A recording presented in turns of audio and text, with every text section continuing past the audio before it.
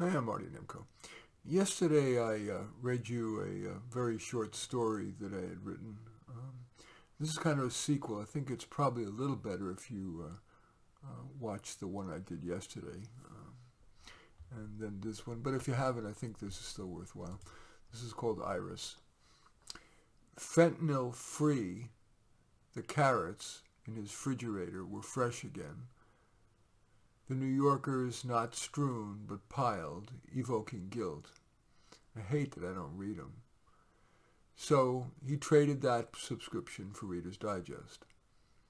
He even rebounded from one of the puppies, Seymour, having not made it, and he nurtured bouncy Bella Einstein, who was named because he was the only one that had trouble finding his mother's teat, and Jumbo, the run to the litter, who I decided to keep as company for Hillary and okay for myself.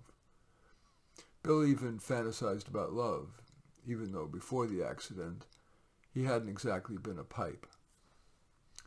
Now it was time to find good homes for the puppies. Preferring that they remain nearby so he might visit occasionally, he posted on his neighborhood forum 4 sweet poodle mix puppies free to good homes. Despite a vetting process worthy of Harvard, he quickly found good homes for them. Special note must be made of one adopter, Iris, who chose Einstein. That was Bill's easiest decision. Iris, 75, home a lot, and with an enclosed yard, had dogs her whole life, had lost her Daisy, and wanted one more dog. Iris walked with a cane, which made Bill feel less embarrassed at being in a wheelchair. He liked her understated look, the short gray ponytail, and just a little peach lipstick.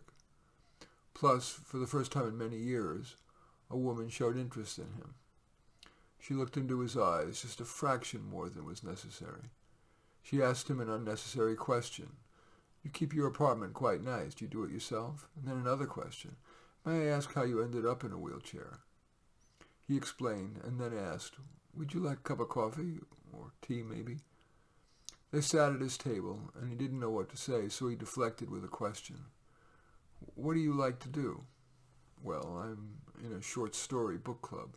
We're all older, and I find that when we read novels, we tend to forget what we had read, even from the night before. With short stories, they're one sitting. She asked, what do you like to do? I'm still working. Let me show you. And he wheeled to the roses on his patio and gave her one, plus a heart-shaped plant stake on which he wrote Iris. Embarrassed, she too turned to asking a question. What else do you like to do? I used to like to take walks, but now, I spend a lot of time having conversations with Hillary. I'm ambivalent about so much, so I like to express both sides of an issue. You want to give me an example? Well, on one hand, billions of people place their faith in a loving God and have done so for millennia. On the other hand, if God is all-seeing, all-knowing, all-powerful, and loving, why would he allow me to get run over while walking my dog?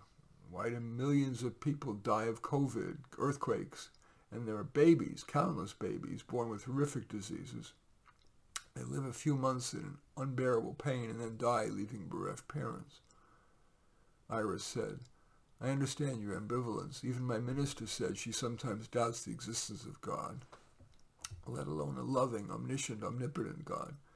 Yet we all need to believe in something bigger than ourselves. And when you look at nature, it makes me wonder if there isn't a grand design other than the evolution from the Big Bang.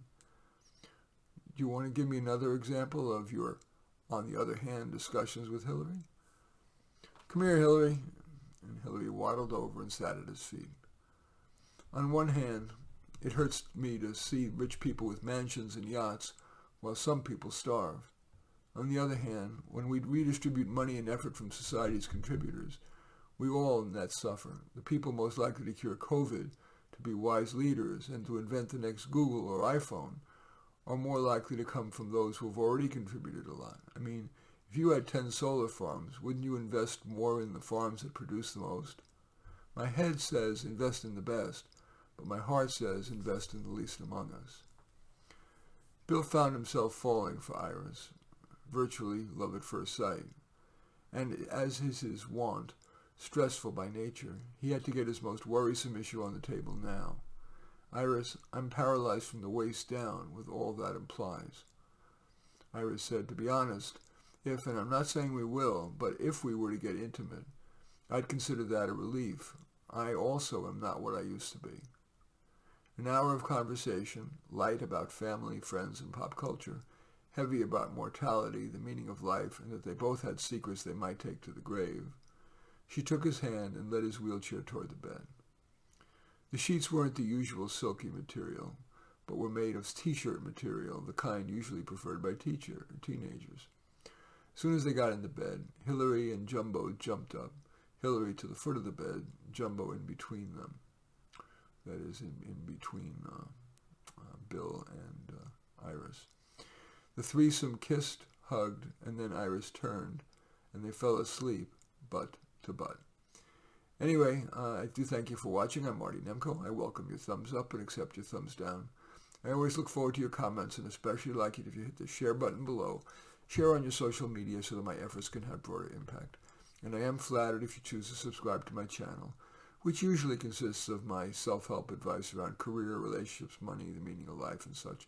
But occasionally I punctuate with these experiments, piano playing, reading other people's stories, and in this case, reading my own stuff.